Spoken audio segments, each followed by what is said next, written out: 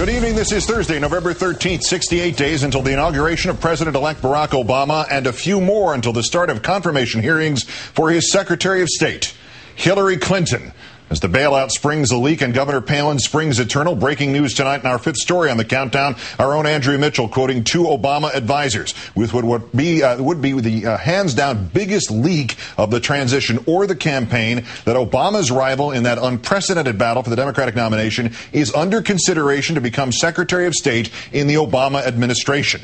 As to the senator herself, Andrea, who broke this story earlier this evening, quoting her office is saying only that any decisions about the transition are up to the president-elect and his team, but her Clinton-friendly sources answer the key question, would she be interested, with the word possibly. Adding to the heat, if not the light, Senator Clinton traveled today to, of all places, Chicago, although it is insisted by a Clinton advisor that this was personal business. That does not preclude the possibility that she might have met with the president-elect or Obama's advisors while there. The two senators, of course, fought an extraordinary and sometimes extraordinarily vicious battle for the Democratic nomination this year. But beginning with the speech in June in which she ended her candidacy, and especially through a rousing endorsement of the nominee at the convention in Denver in August, Senator Clinton provided all the support for which the president-elect could have asked. Andrea Mitchell's report suggests there are at least three other possibilities for Secretary of State right now. Two she describes as believed to want the job, Senator John Kerry and Governor Bill Richardson. The third, former Senate Majority Leader Tom Daschle.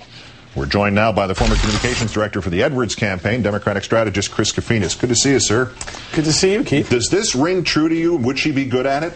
It does kind of ring true. I mean, what I think is interesting about this choice is you have a candidate, Senator Clinton, who's clearly traveled the entire world, knows probably every international leader of any prominence on a first-name basis.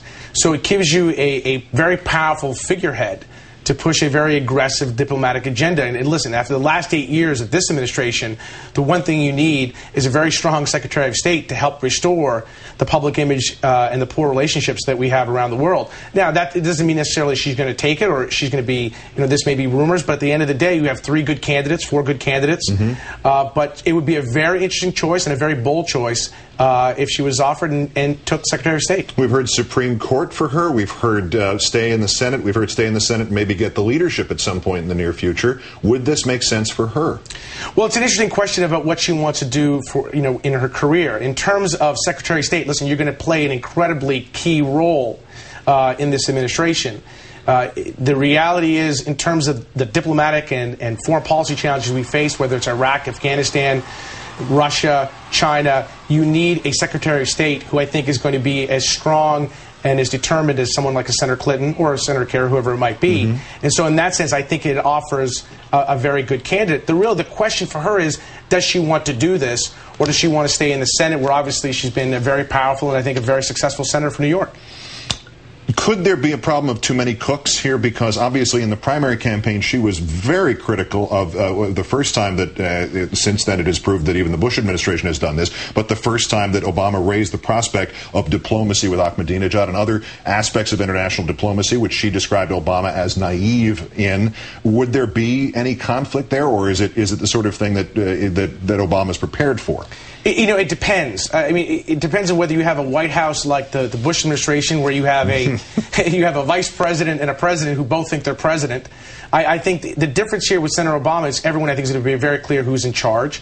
And I think it reminds me back a little bit to the Kennedy administration, where they brought in very strong, accomplished personalities, almost equals, at least in record and past. And I think in that sense, it shows an incredible degree of confidence, determination, and strength on President-elect Obama's part to want to bring in these type of personalities, these type of individuals, to give him different ideas, different perspectives, especially when you're confronting some of the most serious challenges, in particular in foreign policy or national security. The comparisons to Lincoln have been ridden into the ground with this president-elect, but it is, in some senses, Lincolnian to say, I'm going to get all of the people who challenged me, who were good enough to challenge me, and bring them in. I don't care how they might be seen to diminish my leadership. In fact, it's the Johnny Carson joke. Every joke on my show, no matter who gets it, is also my joke. Well, yeah, I mean, listen, I think you have to have a governing philosophy. And I think what we saw, at least during the campaign, was a philosophy of surrounding himself with the best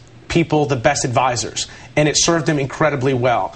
I think what you're seeing, again, just in terms of the names that are being bantied about for these various cabinet positions, whether it's, Colin Powell for education, whether it's whether it's Senator Clinton for state, and some of these other folks. I mean, what it says to me is he wants to surround himself with the best and the brightest, and in doing so, it's going to serve him well. I think it's a very smart governing philosophy. Last question. Is the biggest surprise of this, I mean, if this turns out to be the night we found out Hillary Clinton's going to be Secretary of State, or the night that just a story came out that said she was being considered for it and it didn't work out, is the biggest lingering surprise of this that there's a story here? These people haven't leaked boo from the middle of June on, certainly. Well, listen, in the campaign world, especially certain campaigns, they leak more than others. The Obama campaign did not leak. It was probably one of the best things they did. Any disagreements, any divisions were kept internally. It made them a stronger campaign. It wasn't like the McCain campaign that leaked like a sieve. So I have a hard time believing that this was someone talking out of turn. I think that this is a serious consideration. Now the question I think everyone's going to be waiting for is whether she takes it, whether, one, it's offered, and if it is offered, does she take it? Yeah, and then there's the other one, which we can explore, I guess, tomorrow, why it would have come out. Are we test ballooning here? And by the way, the McCain campaign is still leaking a week after it lost. Chris Kofinas, Democratic strategist, great thanks for being here, sir. Thanks, Keith.